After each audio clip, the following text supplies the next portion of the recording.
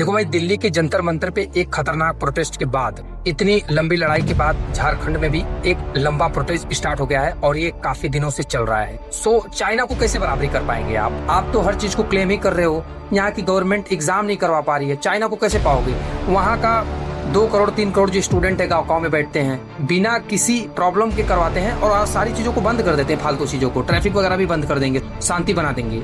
तो वो देश को आप कैसे पाओगे? इस तरह से पाओगे। गवर्नमेंट को क्लेम करने में बच्चे परेशान हो जा रहे हैं। झारखंड में हजारों छात्र सड़क पर क्यों? सिर्फ पेपर लीक की कहानी या पूरी भर्ती व्यवस्था पर सवाल उठाया गया।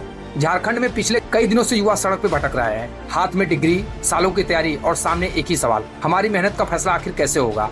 रांची में चल रहा है ये आंदोलन जेपीएससी और जेएसएससी की परीक्षाओं की कथित इरेगुलरिटीज, पेपर लीक और परीक्षाओं की प्रक्रिया में ट्रांसपेरेंसी को लेके है, जो स्टूडेंटों के द्वारा मांगा जा रहा है गवर्नमेंट से। और government back to back fail कर रही है हर स्टेट में यार। कुछ छात्र हंगर स्ट्राइक पे हैं। स्टूडेंट लीडर देवेंद्र नाथ महतो की तबीयत बिगड़ने की खबर सामने आई और आज ही सरकार और छात्रों के बीच एक दौर उठा जिसमें बातचीत हो रही है। मांग क्या रहे हैं? छात्र संगठन की प्रमुख मांगे हैं 14वीं जेपीएससी परीक्षा को रद्द करना, सभी संबंधित परीक्षाओं की इंडिपेंडेंसी सीबीआई जांच और जांच की रिपोर्ट को सार्वजनिक करना जैसी मांगे शामिल हैं। लेकिन अब इस कहानी में पॉलिटिक्स भी आ चुकी है, क्योंकि झारखंड बीजेपी के सांसद ने भी पार्लियामेंट के बाहर प्रदर्शन किया और जेपीएससी, जेएसएससी, सीजीएल समेत भर्ती परीक्षाओं के कथित गड़बड़ियों को लेकर हेमंत सोरेन सरकार पर भी सवाल उठाएगा। कोई भी उठाएगा, बीजेपी का हो चाहे कांग्रेस का हो, वो तो सवाल उठेगा ही। पेपर लीक होगा, बच्चा भूखा प्यासा कैसे किस तरह से जाके किस सिचुएशन में पेपर दे रहा है।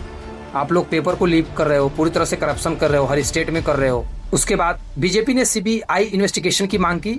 अब यही मामला थोड़ा कॉम्प्लिकेटेड हो जाता, क्योंकि अगर बीजेपी इस मुद्दे को उठाती तो सरकार कहती कि अपोजिशन इसे पॉलिटिकल इशू बना रहा है। देखो, अब इसके बीच सबसे जरूरी चीज क्या है? ट्रस्ट। गवर्नमेंट या फिर जो भी वेंडर कॉन्ट्रैक्ट ले रहा है एग्जाम करवाने का, उसका ट्रस्ट बहुत जरूरी होता है। छात्रों को भरोसा होना चाहिए कि पेपर सुरक्षित है, एग्जाम निष्पक्ष है, रिजल्ट ट्रांसपेरेंट है, जिसको कोई भी देख सकता है।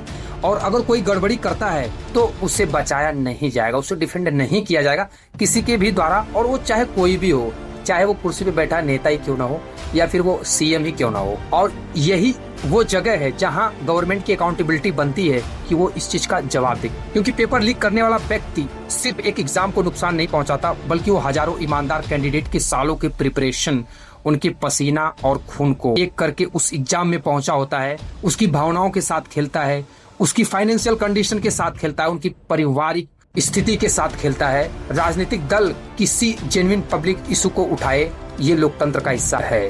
लेकिन अगर स्टूडेंट मूवमेंट पर पूरी तरह से पॉलिटिकल ब्रांडिंग में बदल जाए तो ये सबसे बड़ा नुकसान होगा। और मेरी भी हर स्टेट के पॉलिटिकल नेताओं और एजुकेशन सिस्टम में बैठे उन मंत्रियों से रिक्वेस्ट है कि प्लीज आप सारे सिस्टम को ट्रांसपेरेंट करो, एग्जाम सही से करवाओ, रिजल्ट सही टाइम पे आउट करो और एजुकेशन सिस्टम को आप एक अलग लेवल पे लेके जाओ। और ये आप खुद कर सकते हो। चाइना को बोल के चाइना कहाँ है, चाइना कहाँ से आप चाइना, जापान, रसिया, किसी भी देश की टेक्नोलॉजी और उसके डेवलपमेंट को नहीं पा पाओगे, क्योंकि डेवलपमेंट की जड़ जो होती है बेसिक नहीं होती, वो एजुकेशन होती है।